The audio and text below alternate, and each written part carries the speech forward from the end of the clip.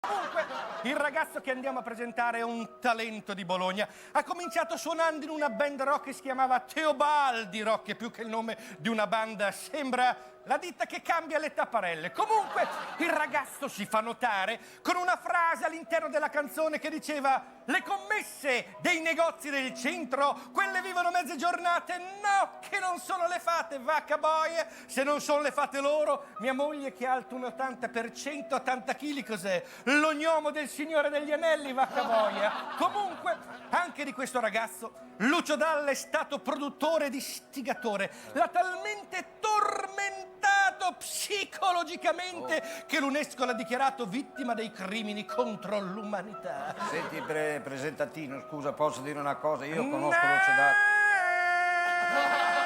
No! Luca Carboni!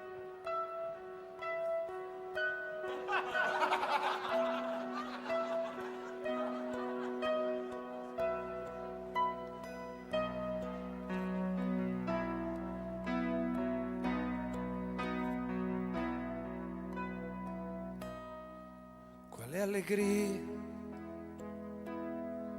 se ti ho cercato per una vita senza trovarti, senza nemmeno avere la soddisfazione di averti, per vederti andare via. Quale allegria,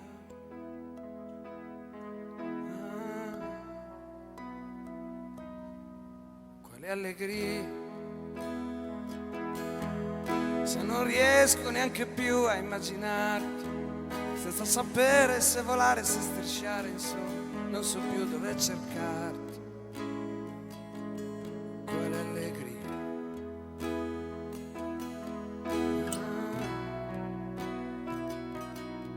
quale allegria, senza far finta di dormire, con la tua guancia sulla mia, sapere invece che domani ciao, come stai, una pacca sulla spalla e via. Quale allegria,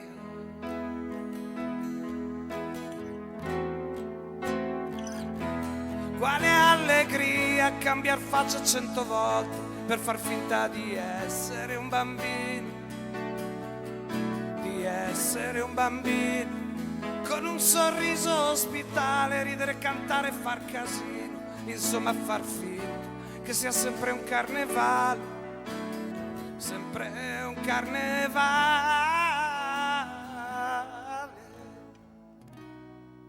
senza allegria,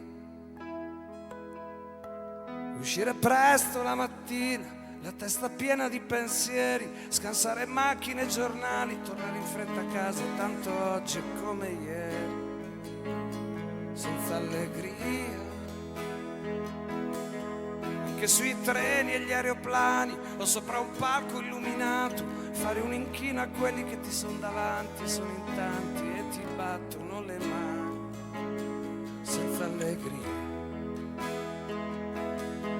a letto insieme senza pace, senza più niente da inventare, essere costretti a farsi anche del male per potersi con dolcezza perdonare e continuare.